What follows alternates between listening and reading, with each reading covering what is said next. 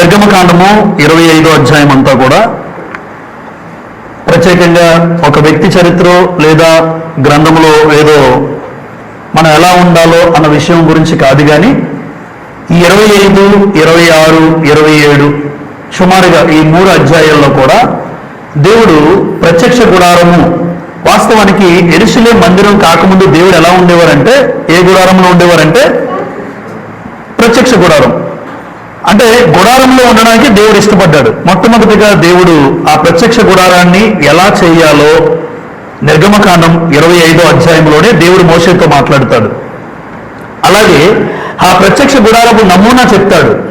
ఆ ప్రత్యక్ష గుడారంలో ఏ ఎక్కడ ఉండాలి, ఏ స్థలాలు ఎక్కడ ఉండాలి, ఏ యాజకులు ఎక్కడికి వెళ్ళాలి, ఎక్కడికి వెళ్ళకూడదు.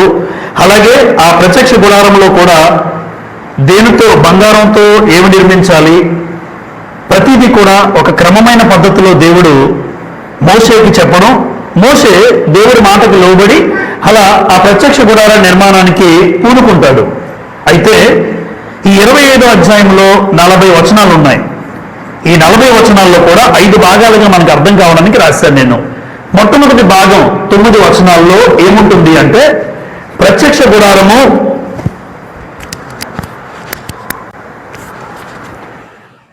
గుడారము నిర్మాణము కొరకై ప్రతిష్టార్పణలు మనఃపూర్వకంగా ఇచ్చుటను గురించి దేవుడు మోషేతో సెలవిచ్చుట.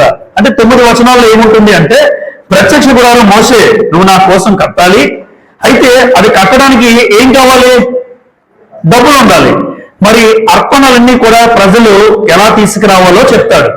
ఏవేవి తీసుకురావాలి, ఎలా తీసుకురావాలి అని దేవుడు మోషేతో చెప్తాడు. ఆ మోషే ప్రజలందరికీ చెప్పాలి. ఎందుకు అంటే, ప్రత్యక్ష గుడారం నిర్మాణం చేయాలంటే ఖచ్చితంగా అది బంగారము, వెండి, ఆ రకమైనటువంటి వస్తువులతో మనకు కావాలని మోషే చెప్తారు.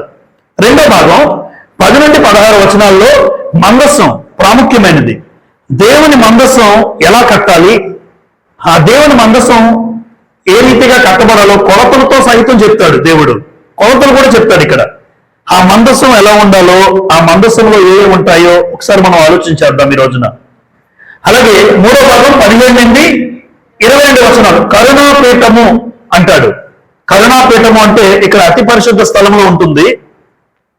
ఇక్కడ అతి పరిశుద్ధ స్థలం మీద దేవుని మందస్సం పైన ఎలా ఉంటుందంటే, ఆ మందస్సం పై భాగంలో 2 కెరూబులు ఉంటారు. కెరూబులు అంటే దేవుని మందస్సాన్ని కాపాడే దూతలు, రెక్కలు ఉంటాయి. ఆ కెరూబులు ఎలా ఉంటారో, కెరూబులు దేనికి సూచిస్తూ ఉంటారో, లేదా కెరూబులు దేవుడు ఎందుకు ఏర్పాటు చేశాడో, ఆ కరుణాపీఠం మీద ఉన్న కెరూబులు వాళ్ళ పని ఏంటో చదువుతాం ఇక్కడ. 4వ భాగం 23 నుంచి 30 వచనాలు సముఖపు రొట్టెల బల్ల. ఇది మనం ప్రతి ఆదివారం కొత్త నిబంధనలో బల్ల తీసుకుంటాం, ఆ ప్రభు బల్ల. అక్కడ కూడా ఈ సముఖపు రొట్టెల బల్లలో రొట్టెలు ఉంటాయి.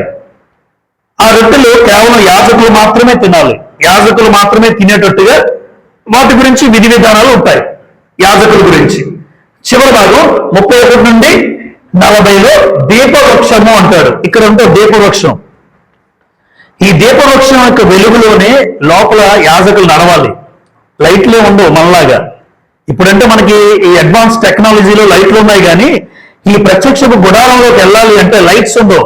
అంటే యాజకులు ఎలా పని చేస్తారు, ఎలా నడుస్తారు, వాళ్ళు ఎలా పని చేయాలి అంటే ఏమీ లేదు.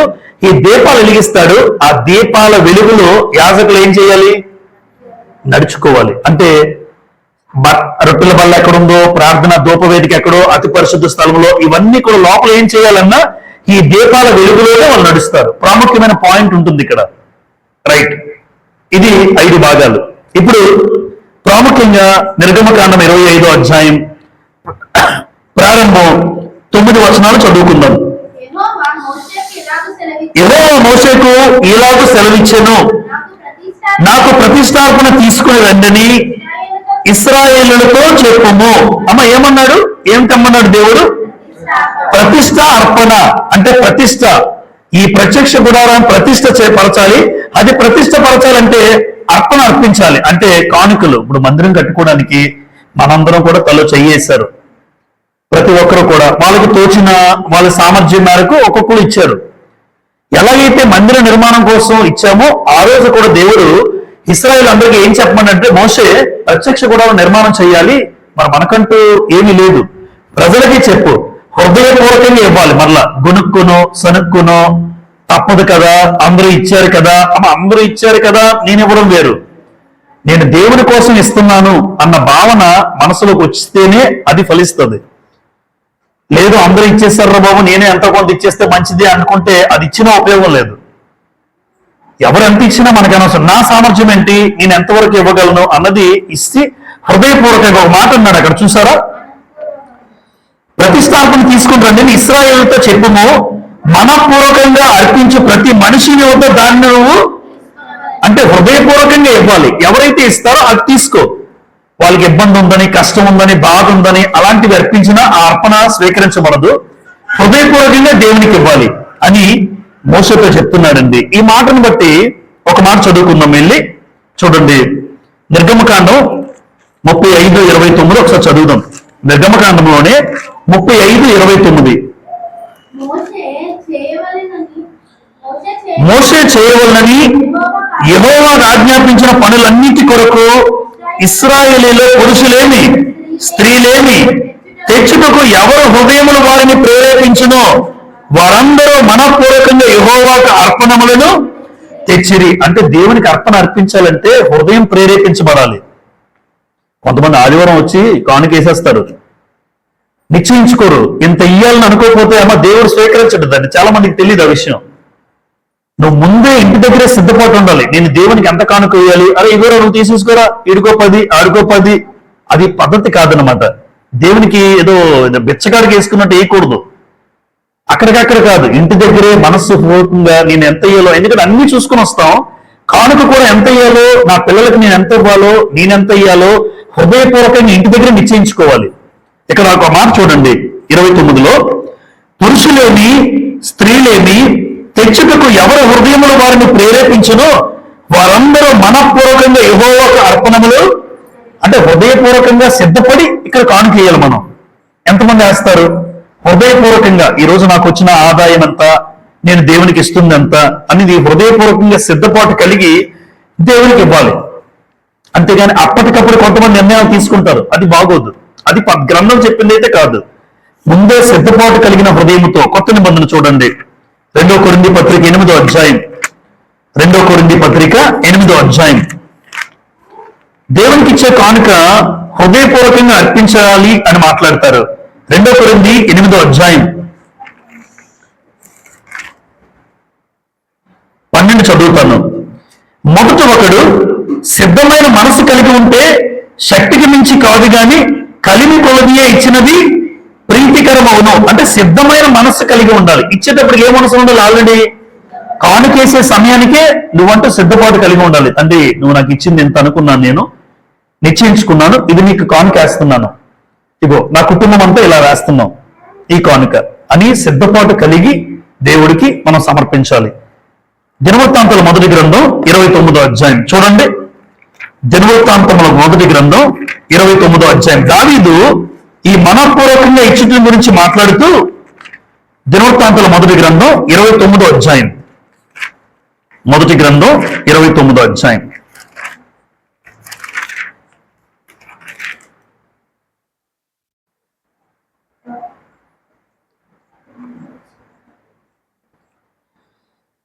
ఐదవ వచనం చదువుతాను.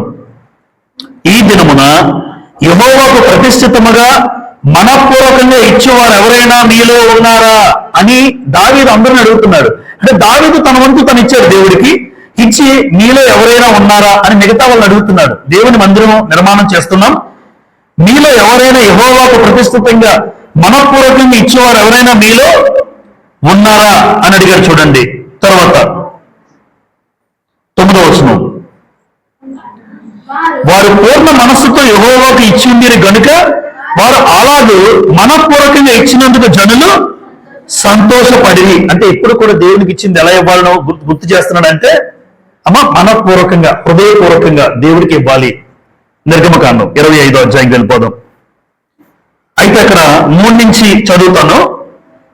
మీరు వారి యొక్క తీసుకునవలసిన అర్పణలు ఏమనగా బంగారం, వెండి, ఇత్తడి, నీల, దోగుల, రక్తవర్ణములు, సన్నపు నార, మేక వెంట్రుకలు, ఎరుపు రంగు వేసిన పొట్టేలు తోళ్లు, సముద్ర వత్సల తోళ్లు, తుమ్మ కర్రలు, ప్రదీపమునకు తైలము, అభిషేక తైలమునకు, పరిమళ ద్రవ్యముల ధూపమునకు, సుగంధ సంభారములు, లేత పచ్చలు, ఏపోదకును పతకమునకును చెక్కు రత్నములు అనడవే అన్నాడు. అంటే అవన్నీ కూడా మెటీరియల్స్ అమ్మా, దానివల్ల మనకు ఏమీ లేదు, జస్ట్ మనం తెలుసుకోవడానికి మాత్రమే. రకరకాలుగా చెప్పాడు. పొట్టేలు తోలు, ధూమ్ర రక్త వర్ణాలు, సన్నపు నార, మేక వెంట్రుకలు, అవన్నీ ఆయా పని నిమిత్తం మోషేకు దేవుడు చెప్పాడు. మోషే అడుగుతున్నాడు, మీరు బంగారం, వెండి, ఇత్తడి ఈ మూడు కాకుండా ఇగో ఇలా ఇవన్నీ తీసుకురమ్మని చెప్పాడు దేవుడు. ఇవన్నీ మెటీరియల్స్ నిర్మాణానికి చెప్పి 8వ వచనం ఇంపార్టెంట్. 8వ వచనం చూడండి. నేను వారిలో నివసించినట్లు వారు నాకు పరిశుద్ధ స్థలమును నిర్మింపవలెను. చూసారా? అంటే దేవుడు పాత నిబంధనలోనే ఎవరిలో ఉండడానికి ఇష్టపడ్డాడు, ఎవరిలో నివసించడానికి ఇష్టపడ్డాడు దేవుడు?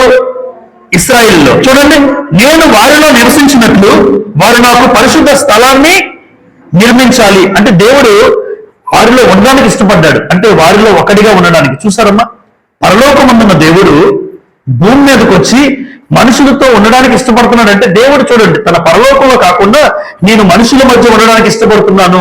అందుకోసం మోషే నువ్వేం చెప్తావు అంటే, నేను మీతో ఉండాలని ఇష్టపడుతున్నాను కాబట్టి మీరు నాకు ఒక పరిశుద్ధ స్థలాన్ని నిర్మించండి అని 8వ వచనంలో మోషేతో మాట్లాడుతున్నాడు దేవుడు. ఇప్పుడు క్రొత్త నిబంధనలో కూడా దేవుడు మనతో ఉన్నాడు. ఆ విషయం మనకు తెలుసమ్మా. దేవుడు మనలో ఉన్నాడు. కొరింథీయులకు రాసిన మొదటి పత్రిక. ఎందుకంటే పాత నిబంధన సందర్భాన్ని చెప్పాను. దేవుడు ప్రజలతో ఉండడానికి ఇష్టపడ్డాడు. కొత్త నిబంధనలో కూడా దేవుడు మనకు దూరంగా ఉండేవాడు కాదు ఆయన. కొరింథీయులకు రాసిన మొదటి పత్రిక 3:16 చూడండి. మీరు దేవుని ఆలయమై ఉన్నారనియు దేవుని ఆత్మ మీలో నివసించుచున్నాడనియు మీరు ఎరుగరా. అంటే దేవుని ఆత్మ ఎవరిలో నివసిస్తున్నారు? 6:19 కొరింథీ 6:19 మొదటి కొరింథీ 6:19 మీ దేహము దేవుని వలన మీకు అనుగ్రహింపబడి మీలో ఉన్న పరిశుద్ధాత్మకు ఆలయమై ఉన్నదని. అంటే మనలో ఎవరున్నారు? పరిశుద్ధాత్మ దేవుడు. పరిశుద్ధాత్ముడు మనలో ఉన్నాడు. ఆ రోజు ఇశ్రాయేలుతో ఉండడానికి ఇష్టపడిన దేవుడు ఈ రోజు మనలో కూడా ఉండడానికి ఇష్టపడ్డాడు. పరిశుద్ధాత్ముడు నీలో ఉండాలి. పరిశుద్ధాత్ముడు మనలో ఉన్నాడు. అమ్మ, పరిశుద్ధాత్ముడు ఉంటే పాపం చేయరు. ఎవరైనా పాపం చేస్తున్నాడంటే వాళ్ళలో పరిశుద్ధాత్ముడు లేడు అని అర్థం. అంతే, చిన్న సింపుల్ లాజిక్ అది. ఎప్పుడైనా నాలో ఆత్మ ఉన్నాడా అని ఎవరికి ఎలా తెలుస్తుంది అంటే, నాలో పరిశుద్ధాత్ముడు ఉన్నాడా అంటే నువ్వు పాపాన్ని అసహించుకుంటావు. నువ్వు పాపము జరుగుతుంటే పాపాన్ని చూడవు, నోటి వెంట బూతులు రావు. నీ జీవితంలో ఎక్కడైనా ఏది దేవునికి వ్యతిరేకమైన ఏది కూడా నీలో జరగదు. అంతే. ఆ వ్యక్తులు ఎవరుంటారు? పరిశుద్ధాత్ముడు ఉంటాడు. అందుకే చాలా మంది పరిశుద్ధాత్మను కోల్పోతారని రాశాడు గ్రంథంలో. పరిశుద్ధాత్ముడు దుఃఖపడితే నిన్ను విడిచి బయటికి వెళ్ళిపోతాడు. సౌల్ని విడిచిపెట్టారా? గుర్తుందమ్మా, సౌల్ని దురాత్మ వచ్చిందని సౌల్లోకి. సౌలు దేవుని ఆత్మ విడిచి వెళ్ళిపోయింది. ఎందుకు సౌల్ని దేవుని ఆత్మ విడిచి వెళ్ళిపోయింది? సౌలు మంచోడా? దావీదుని చంపడానికి చూస్తున్నాడు. చంపడానికి, దావీదుని ఇబ్బంది పెట్టడానికి. ఎవరైనా ఇంకొక వ్యక్తిని ఇబ్బంది పెట్టడానికి చూస్తే ఇబ్బంది పెట్టే వ్యక్తిలో పరిశుద్ధాత్మ ఉండడు. వాడిని బాధ పెట్టాలి, వాడిని మాటలతో బాధ పెట్టాలి, వీళ్ళని ఇబ్బంది పెట్టాలి, వీళ్ళని ఏడిపించాలి అనుకుంటారు కొంతమంది. నువ్వు ఎవరినైతే ఏడిపిస్తాలనుకుంటున్నావో నీలో ఆత్మ లేదు. నీలో ఆత్మ ఉంటే ఒకరిని సంతోషపెడతావు తప్ప ఎవరిని బాధ పెట్టవు నువ్వు. అది ఇప్పుడు సౌలుని ఎందుకు దేవుని ఆత్మ విడిచి వెళ్ళిపోయింది అంటే, సౌలు క్యారెక్టర్ మంచిదైతే కాదు. ఎప్పుడు దొరుకుతారో దావీదును చంపాలి, అపకారం చేసి, అంటే ఉపకారం చేసిన వాడు కూడా ఏం చేసే మనస్తత్వం కలిగిన వాడు సౌలు. అందుకేనండి అలాంటి వ్యక్తుల్లో దేవుని ఆత్మ ఉండడు. దావీదులో దేవుని ఆత్మ ఉంది. ఎందుకు దేవుని ఆత్మ ఉండడానికి ఇష్టపడ్డాడంటే, దావీదు చంపడానికి చూసినా కూడా సౌలుని ఏమనలే, సౌలుని ఇబ్బంది పెట్టలే. అందుకే దేవుని ఆత్మ కలిగి ఉండేవారు చాలా తక్కువ మంది ఉంటారు. ఆత్మ అందరూ కలిగి ఉండరు. మనం పాపిష్టి పనులు చేసుకుని పాప పనులు చేసుకుంటే నీలో నాలో బాప్టిజం పొందినంత మాత్రాన ఆత్మ ఉండరు. ఆత్మ ఉండేది ఎప్పుడంటే ఒక పాపాన్ని అసహించుకోవాలి. నేను అది చేయకూడదు, నేను అలా ఉండకూడదు, నేను అల్లా నేను బ్రతకూడదు, వీళ్ళ నేను బ్రతకూడదు అని ఎప్పుడైతే నువ్వు అనుకుంటావో అప్పుడు నీలో ఆత్మ ఉంటాడు. రైట్ అమ్మ. 25వ అధ్యాయం నిర్గమకాండం 9వ వచనం. నేను నీకు కనపరచు విధముగా మందిరం యొక్క ఆ రూపమును దాని ఉపకరణములన్నిటి రూపమును నిర్మింపవలెను. చూసారా, ఈ 9 వచనాల్లో ఏం చెప్పాడంటే మోషేకి దేవుడు, ఇగో గుడారం నిర్మించాలనుకుంటున్నాను, అందరికీ చెప్పు, మోషే ఇశ్రాయేల్ అందరినీ పిలిపించు, అమ్మా ఇలా నిర్మాణం చేయమన్నాడు దేవుడు నాకు చెప్పాడు. కాబట్టి నేను మీ అందరికీ అడుగుతుంది ఏంటంటే, మీరు ఎవరైతే మీ సామర్థ్యాన్ని బట్టి మీరు ఎవరెవరు ఏమి ఇవ్వగలరో, బంగారం, ఇత్తడి, లేదంటే వెండి, మీరు ఏది ఇస్తే అది దేవుడు కోరుకున్నాడు. అయితే మీరు ఏది ఇచ్చినా మనస్ఫూర్తిగా ఇవ్వండి, అంతే. మీరు ఎంత ఇవ్వాలనుకుంటే అంత ఇవ్వండి, ఇబ్బంది కూడా ఇవ్వకండి అని హృదయపూర్వకంగా మీరు నిశ్చయించుకున్నదే దేవునికి ఇవ్వండి అని మోషే ప్రకటించాడు. ఎందుకు అంటే చివరిలో అన్నాడు, దేవుడట మనతో ఉండడానికి ఇష్టపడుతున్నాడు, మీతో ఉండడానికి ఇష్టపడుతున్నాడు, అందుకే ఒక పరిశుద్ధ స్థలాన్ని నిర్మించమన్నాడు అని ముగించాడు మోషే 9 వచనాల్లో. నెక్స్ట్ 10 నుండి 16 వచనాల్లో ఏమన్నారు? మందస్సం యొక్క నిర్మాణం.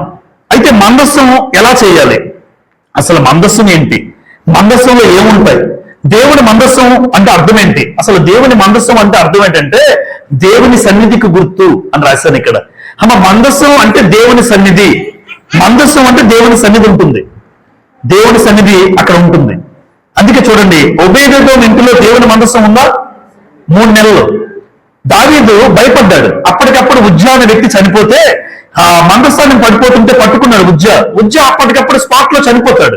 ఉజ్జా చనిపోవడం దావీదు చూసి భయపడిపోయి, అమ్మో మందస్సాన్ని పట్టుకుంటేనే చనిపోయాడే, ఈ మందస్సాన్ని తీసుకెళ్తే మా ఇంట్లో పెట్టుకుంటే నా పరిస్థితి ఏమవుతుందని దావీదు భయపడ్డాడు. దావీదంత భక్తునికి భయం కలిగిందండి. కానీ ఒబేదెదోము అనే వ్యక్తి మందస్సాన్ని తీసుకున్నాడు, మా ఇంట్లో పెట్టండి, దేవుని మందస్సు మా ఇంటికి తీసుకురండి అని 3 నెలలు దేవుని మందస్సు ఒబేదెదోము ఇంట్లో ఉంటే ఒబేదెదోమును అతని ఇంటి వారందరినీ దేవుడు ఆశీర్వదించాడండి, ఆశీర్వదించబడ్డాడు ఒబేదెదోము. దేవుని మందస్సులో ఏముంటాయంటే 3 వస్తువులు: 10 ఆజ్ఞల పలకలు, మన్నాగల పాత్ర, చిగురించిన ఆహారమును, చేతికర్ర. అంటే ఒక రకంగా దేవుని ప్రెజెన్స్ ఉంటుంది అక్కడ, దేవుడు ఉంటాడు అక్కడ, దేవుడు ఉంటాడు.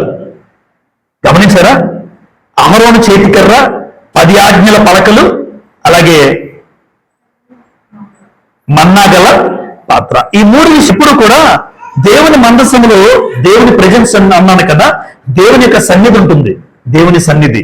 అందుకే ఈరోజు దేవుని మందసం మన ఇంట్లో ఉందా అని నేను అడుగుతాను. చాలా మంది ఇంట్లో దేవుని మందసం ఉండదు. డబ్బుందా లేదా అని నేను అడగను, డబ్బుంటే ఏంటి లేకపోతే ఏంటి, దేవుని మందస్సం ఉందా లేదా కావాలి నాకు. ఎందుకు? దేవుని మందస్సం ఉంటేనే దేవుని సన్నిధి నీతో ఉన్నట్టు, దేవుని సన్నిధి నీతో ఉన్నట్టు. అందుకే చాలా మంది జీవితాల్లో మందస్సంలో ఏం చెప్పారమ్మా మీరు? 10 ఆజ్ఞల పలకలు అంటే దేవుని వాక్యం. అంటే కుటుంబంలో ఏముండాలి? దేవుని వాక్యానికి అవకాశం ఉండాలి. కుటుంబంలో ఏముండాలి? మన్నాగల పాత్ర అంటే నన్ను పోషించేవాడు ఎవరు? దేవుడు అని నేను నమ్మాలి, నన్ను పోషించేది దేవుడు.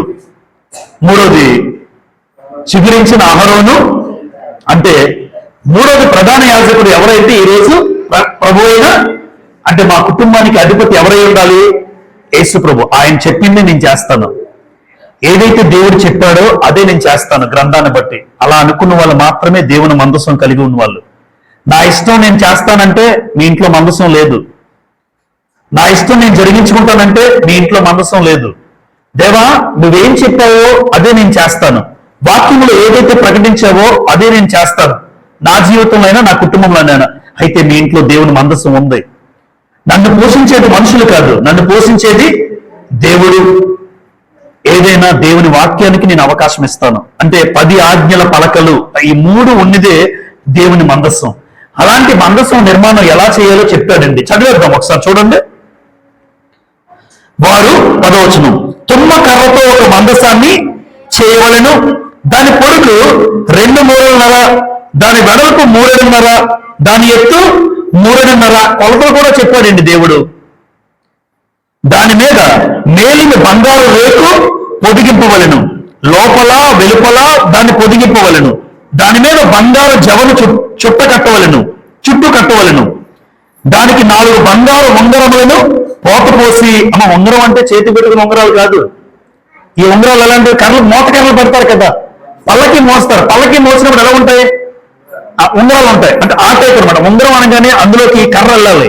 ఇక్కడ ఒకటి, అటు 4, ఇటొకటి ఇటొకటి ఇటొకటి ఎలాగైతే పెడతారో అవి ఉంగరాలుగా, ఎలాగైతే చేతికి ఉంగరం ఎలాగైతే పెట్టుకుంటామో ఈ కర్ర వెళ్ళాలి. అందుకోసం దానికంటే ఒక ఉంగరాలు చేయిస్తాడు. చూడండి, 2 ఉంగరములు ఎదుటి పక్కన 2 ఉంగరాలు ఉండినట్లు దానికి 4 కాళ్ళకు వాటిని వేయాలి. ఎన్ని ఉంగరాలు ఉండాలి? 4. ఎందుకంటే కర్ర 2 వైపులా 2 ఉంగరాలు, ఇటు పక్క 2 ఉంగరాలు. 13. తుమ్మ కర్రతో మోత కర్రలు చేసి వాటికి బంగారు రేకులు పొదిగించి వాటితో ఆ మందసమును మోయుటకు ఆ ప్రక్కల మీది ఉంగరములలో ఆ మోత కర్రలను చూడండి దోర్చాలి. మోత కర్రలు దోర్చవలెను. ఆ మోత కర్రలు ఆ మందసపు ఉంగరముల్లోనే ఉండవలెను. వాటిని దాని యొద్ద నుండి తీయకూడదు. ఆ మందసములో నేను నీకు ఇచ్చే శాసనములను ఉంచాలి. ఇక చూడండి, జస్ట్ మీకు ప్రత్యక్ష గుడారం నమూనా గీసాను ఇక్కడ. అమ్మ మొట్టమొదటిగా ఇదంతా కూడా దీన్ని ఏమంటారంటే ఆవరణము అంటారు. ఏమంటారు? ఆవరణం. ఇక్కడ బయట ఏముంటుంది? బలిపీఠం. ఈ బలిపీఠం దగ్గర ఏం చేస్తారంటే పాపం చేసిన వాడు ఎవరైతే తప్పు చేశారో ఒక మేక పిల్లలో గొర్రె పిల్ల తెస్తాడు. ఈ యాజకుడు ఏం చేస్తాడంటే ఇక్కడ బలి అర్పిస్తాడు. బలి అర్పించిన తర్వాత ఆ రక్తాన్ని ప్రోక్షించి ఇక్కడి నుంచి ఇక్కడికి వస్తాడు. చేతులు కడుక్కుంటాడు, కాళ్ళు కడుక్కుంటాడు. గంగాలు 2 నీళ్లు ఉంటాయి. అంటే బలి మొట్టమొదటిగా బలి, 2 గంగాలు. ఇక్కడికి వచ్చి చేతులు కడుక్కుంటాడు యాజకుడు. చేతులు కడుక్కొని అప్పుడు ప్రత్యక్ష గుడారంలో ప్రవేశించాలి. మరలా ప్రత్యక్ష గుడారం 2 భాగాలు, అతి పరిశుద్ధ స్థలము, పరిశుద్ధ స్థలం. ఈ అతి పరిశుద్ధ స్థలానికి అందరూ వెళ్ళకూడదు. ఎవరు వెళ్ళాలి? ప్రధాన యాజకుడు మాత్రమే, అంటే అహరోను మాత్రమే వెళ్ళాలి ఇక్కడికి. వేరొకరికి అవకాశం లేదు. చూడండి, వేరొకరికి అవకాశం లేదు. ఇక్కడ యాజకులు ఎవరైనా వెళ్ళొచ్చు. పరిశుద్ధ స్థలంలో యాజకులు ఎవరైనా వెళ్ళొచ్చు. వాటి యొక్క స్థానాలు చూడండి. ఇదేమో దీపవృక్షం ఉంటుంది, ఇక్కడ సముఖపు రొట్టెల బల్ల, ఇక్కడ ధూప వేదిక, ప్రార్థన చేస్తారు. ఇక్కడ ధూపం వేస్తారు. అతి పరిశుద్ధ స్థలంలో దేవుని మందసం ఉంటుంది. ఇక్కడికి ఎవరు వెళ్ళరండి. ఒకవేళ అహరోను వచ్చి ఒకవేళ పాపం చేసిన పరిస్థితులు ఏమైనా అహరోను గారికి ఉంటే ఈ లోనకి వెళ్ళిన వాళ్ళు మళ్ళీ బయటకు వచ్చే అవకాశము లేదు, చచ్చిపోతారు. అందుకే లోనకి వెళ్ళిన వాళ్ళకి ఏం పంపిస్తారు? ప్రధాన యాజకుడికి గంటలు కడతారు. తాడుతో గంటలు కట్టి లోపలికి పంపిస్తారు. ఎందుకు? ఒకవేళ ప్రధాన యాజకుడిలోనే పాపం ఉంటే లోపల ఆన్ ద స్పాట్ లో ఆయన ఏమవుతాడు? చనిపోతాడు. సౌండ్ ఉండదు. లోపల ఉన్నంతసేపు గంటలు మోగుతుంటాయి. అదే ఇండికేషన్ యాజకులకి. లోనున్నాడు బతికాడా లేదా అని తెలుస్తుంది. ఎలాగంటే ఇతను పనిచేస్తుంది. ప్రధాన యాజకుడు లోపలికి వెళ్ళినంత కాలం ఉన్నంతసేపు సౌండ్ వస్తుంటుంది. ఎందుకంటే గంటలు పట్టుకుని వెళ్తారు, గంటలు బిగించుకుని, గంటలు తగిలించుకుని. ఈ గంటల సౌండ్ వస్తున్నంతసేపు పర్వాలేదులా బాగానే ఉన్నాడు. గంటల సౌండ్ ఆగిపోయిందా లోపల ప్రధాన యాజకుడు ఏమైనట్టు? చనిపోయినట్టు. అంటే పాపం ఉంటే భయంకరం. పాపం ఉంటే అయితే ఒకటి, ఈరోజు క్రొత్త నిబంధన సంబంధులుగా దేవుడు ఈ తెరను ఏం చేశాడమ్మా? తెర చిరిగిపోయింది ఇప్పుడు. అంటే పరిశుద్ధ స్థలముకి అతి పరిశుద్ధ స్థలాన్ని దేవుడు ఏం చేశాడు? కలిపేశాడు. ఇప్పుడు మనం ఏ స్థలంలో ఉన్నాం అనుకుంటున్నారు? అతి పరిశుద్ధ స్థలంలో ఉన్నాం మనం. ఈ రెండింటికి అవకాశం లేదు ఇంకా. ఒకప్పుడు పాత నిబంధన కాలంలో ప్రత్యక్ష గుడారంలో పరిశుద్ధ స్థలము, అతి పరిశుద్ధ స్థలం అని వేరుపరిచాడు. కానీ ఇప్పుడు కొత్త నిబంధనలో సంబంధులుగా ఈ 2 వేరు కాదు. మనందరం అతి పరిశుద్ధ స్థలంలో ఉన్నాం. ఇప్పుడు అతి పరిశుద్ధ స్థలం అంటే ఒకప్పుడు పాపం చేస్తేనే మరణించే స్థలంలో ఉంటే ఇప్పుడు పాపం చేసిన డైరెక్ట్ వచ్చి కూర్చుంటాడు ఇక్కడ. పాపం చేసిన వ్యక్తి డైరెక్ట్ వచ్చి కూర్చుంటాడు ఇక్కడ.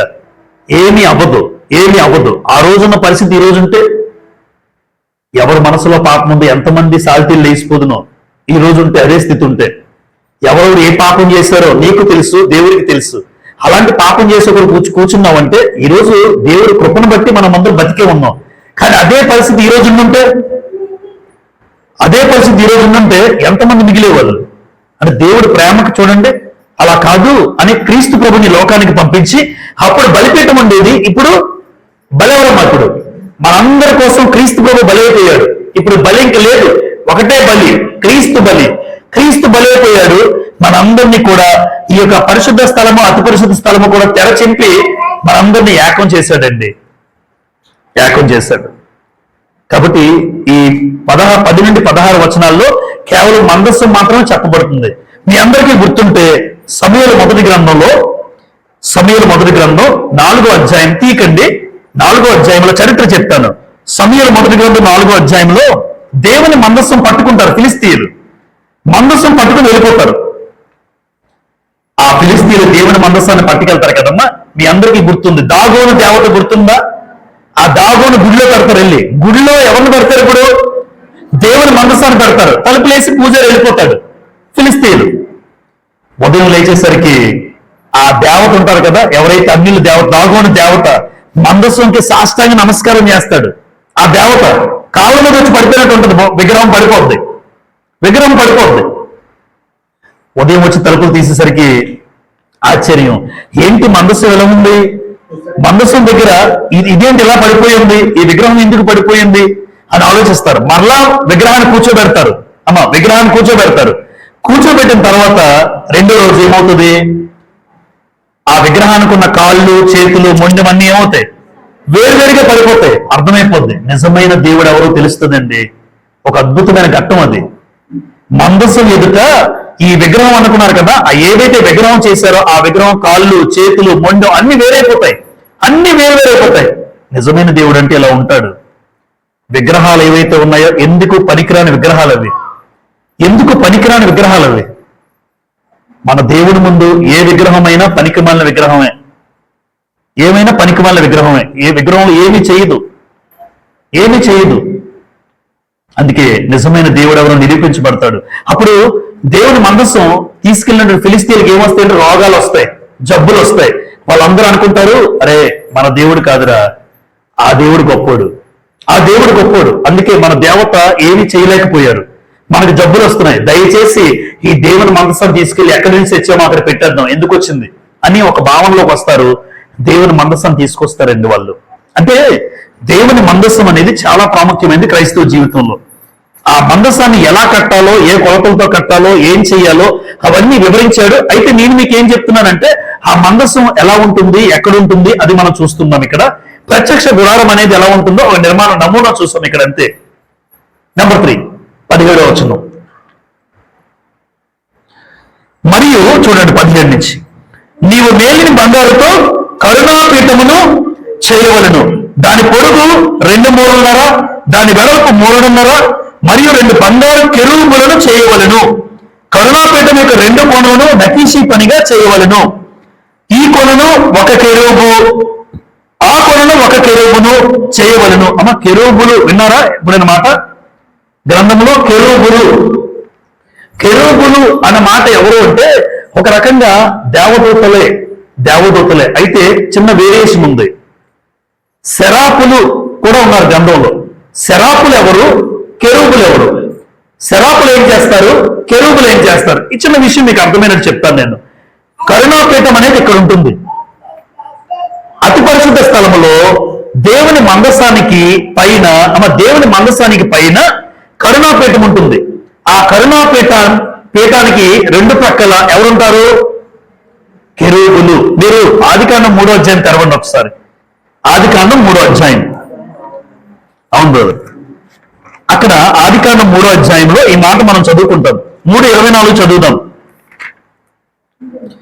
అప్పుడు ఆయన ఆదామును వెళ్ళగొట్టి ఏదైనా తోటకు తూర్పు దిక్కున కెరూబులను జీవవృక్షమునకు పోవు మార్గమును కాచుటకు ఇటు అటు తిరుగుచున్న ఖడ్గ జ్వాలను నిలువబెట్టును. అంటే ఏదైనా తోటకు తూర్పు దిక్కున ఏం పెట్టారు దేవుడు?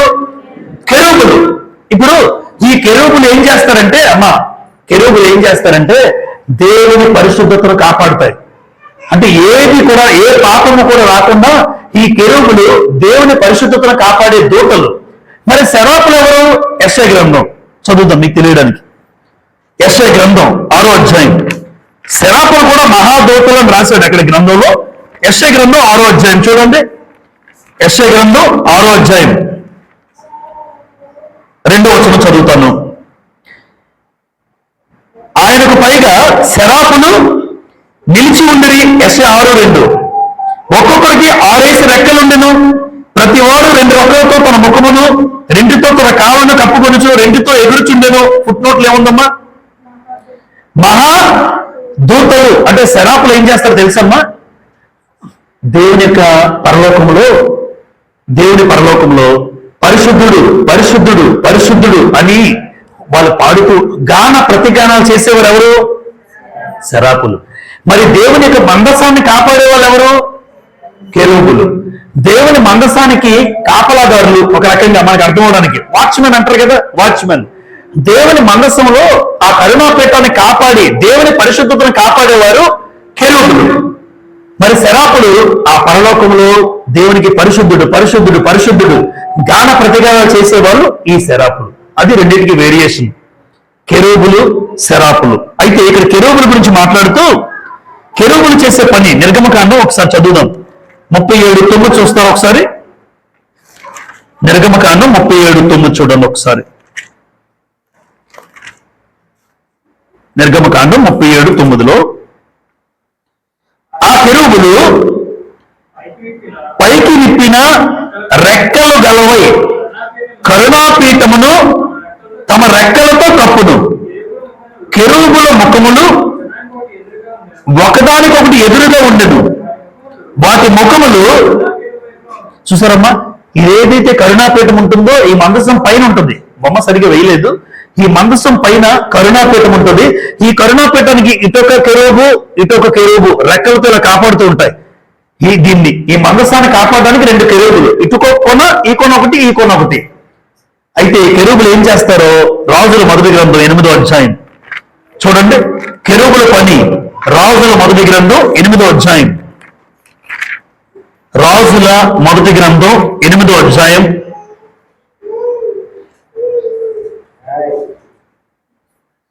6వ వచనం చదువుదాం. మరియు యాజకులు యెహోవా నిబంధన మందసమును తీసుకొని దాని స్థలములో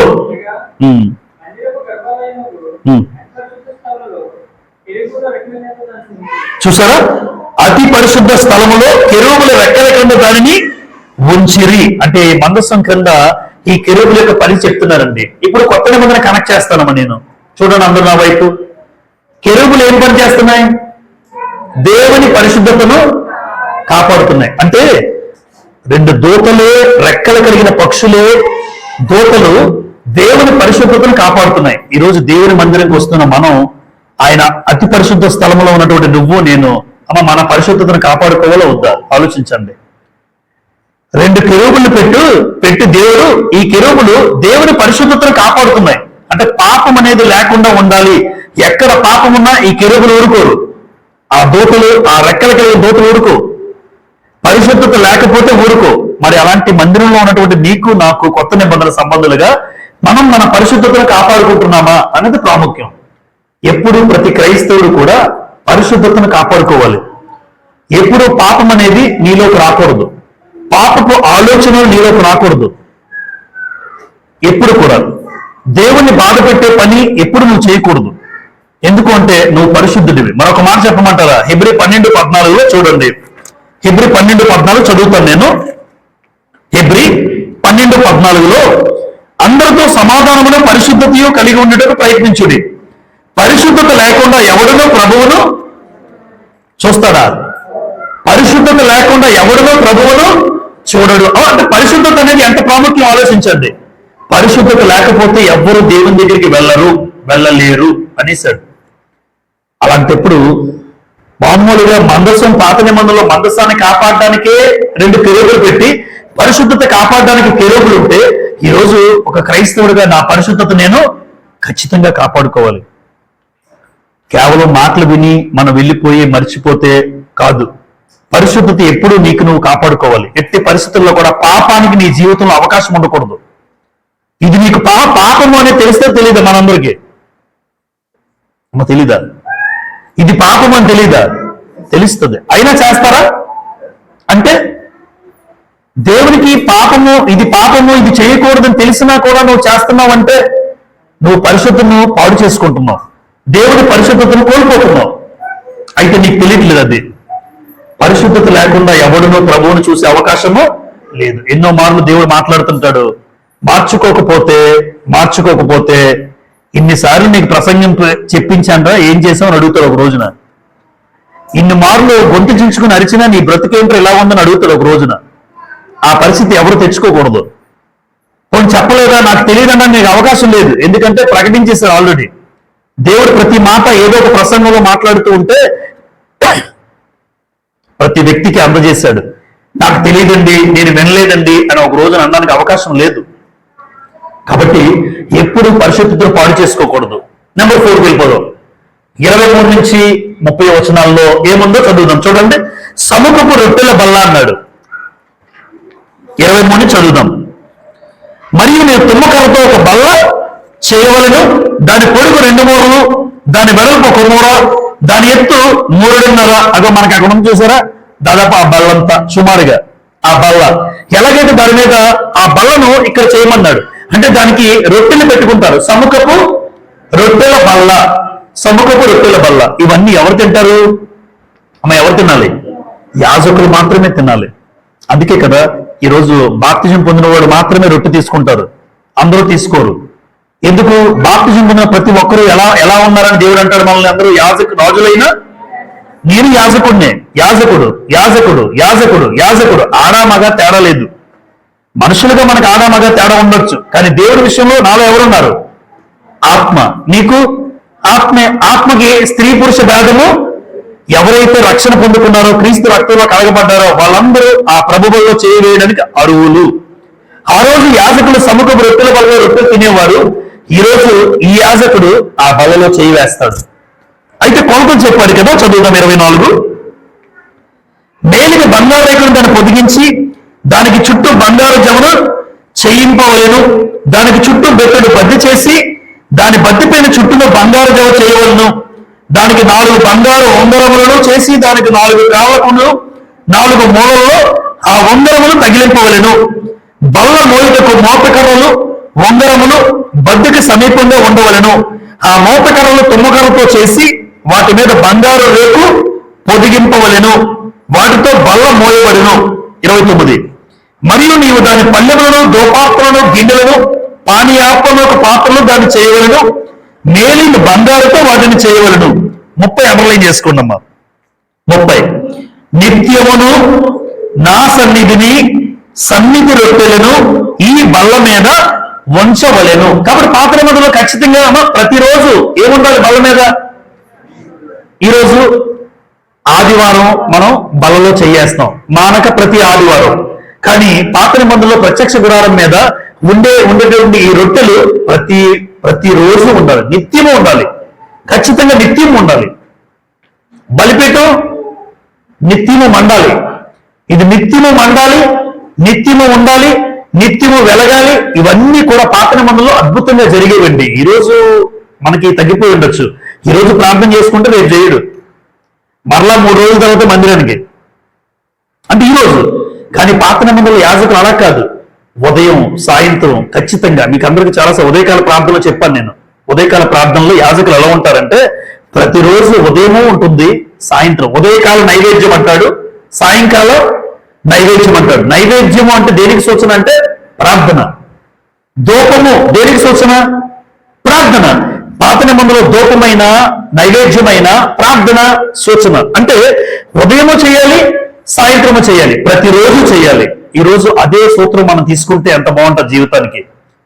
లేచిన వెంటనే నేను ప్రార్థనలో ఉండాలి, రాత్రి సాయంకాలం ప్రార్థనలో ఉండాలి. కుటుంబం ఇక్కడ లేకపోతే కుటుంబంలో ప్రార్థన ఉండాలి, రాత్రి పడుకునే ముందు ప్రార్థన చేసుకుని పడుకోవాలి. ఇలా ఎంతమంది జీవిస్తున్నారు? మనందరూ జీవితం కోసం దేవుడు ఎన్నో మాటలు పాత నిబంధన చెప్పినప్పటికీ కూడా ఇవి కొత్త నిబంధన కనెక్ట్ చేసుకుంటే చాలా బాగుంటుంది. లేవియ కాండం 24వ అధ్యాయం. లేవియ కాండము 24వ అధ్యాయం. ఈ రొట్టెల గురించి ఒక మాట అక్కడ చదువుదాం వెళ్ళి. రొట్టెలు ఎవరు తినాలి, ఎవరి కోసం అంటే అక్కడ క్లియర్ గా రాస్తాడు. అమ్మ లేవియ కాండం అంటే ఎవరి కోసం రాయబడిన పుస్తకం? యాజకుల కోసం రాయబడిన పుస్తకం. ఎప్పుడు అలా చెప్పాలి. లేవియ కాండం ఎవరికి రాయబడింది? ఇశ్రాయేలుకి కాదు. చూసారా, ఇశ్రాయేలుకి కాదు, ఇశ్రాయేలులో ఉన్నటువంటి యాజకులు ఎవరైతే దేవుడు ఏర్పాటు చేశాడో యాజకులు రాయబడిన పుస్తకం. 24వ అధ్యాయం 5 నుంచి చూడండి. 5 నుంచి. నీవు గోధుమల పిండిని తీసుకుని 12 పక్షాలు వండవలను. సేరు పిండి ఉండాలి. బల్ల మీద 6 పక్షములు గల 2 దొంతులుగా వాడు, అంటే పైన కింద ఉండదు. దొంతులు అన్నాడు. దొంతు పైన రొట్టె కిందన రొట్టి, అలా వరుసకి 6 కింద 6, మొత్తం ఎన్ని? 12. 7. ఒక్కొక్క దొంతు మీద స్వచ్ఛమైన సాంబ్రాన్ని ఉంచవలను. అంటే అది యాజకులు ఆహారంగా తీసుకోవాలి. 8 యాజకుడు ప్రతి విశ్రాంతి దినమున నిత్య నిబంధనను బట్టి ఇశ్రాయేలు యొక్క దాన్ని తీసుకుని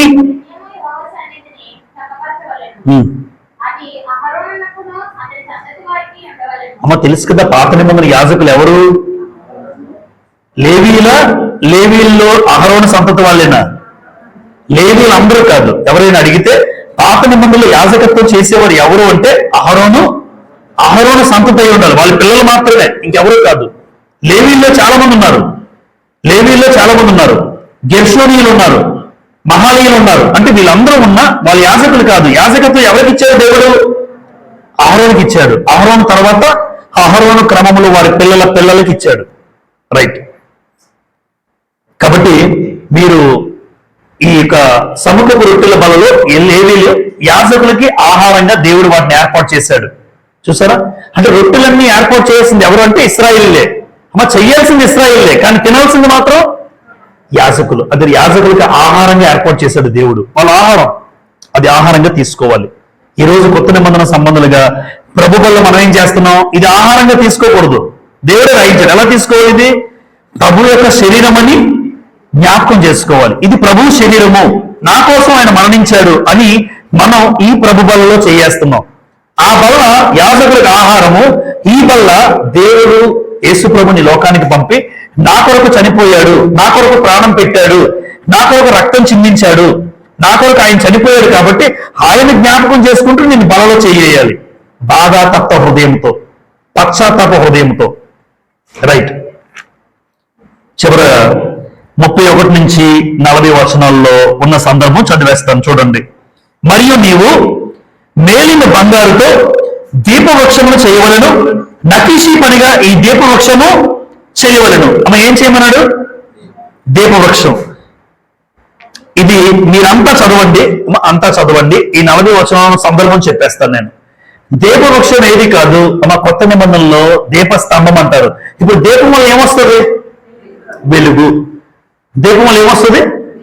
ఇప్పుడు యాజకులందరూ కూడా లోపలంతా కూడా చీకటే, లోపల లైట్ సెట్టింగ్స్ ఏం లేవు, చీకటి.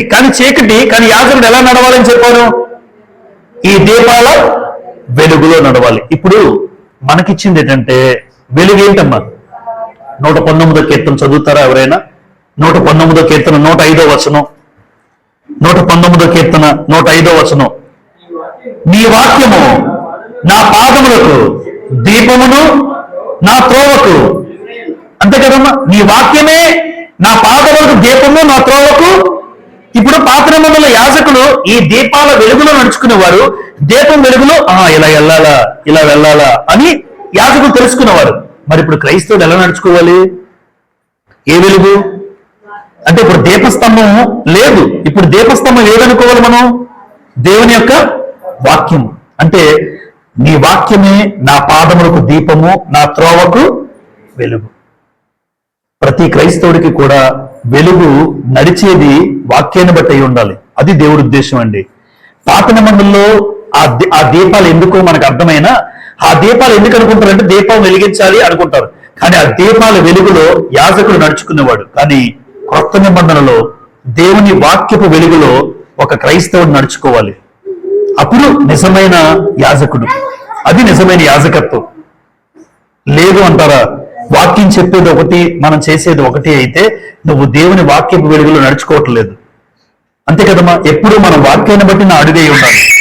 వాక్యం లేకపోతే నేను అడుగు వేయలేను. అది మాత్రం ప్రాముఖ్యం అండి. ఈరోజు నిర్గమకాండ 25వ అధ్యాయంలో చెప్పే చరిత్ర అంతా కూడా ఒకటే. ఆ ప్రాముఖ్యమైన దీపస్తంభమే. కొత్త నిబంధనకి ఎలా సందర్భం దీన్ని కనెక్ట్ చేసుకోవాలి అంటే, ఆ రోజు దీపం వెలుగులో యాజకుడు నడిచాడు. నేను కూడా ఈ రోజు యాజకుడిని అయితే వాక్యపు వెలుగులో నా అడుగులు వేయాలి.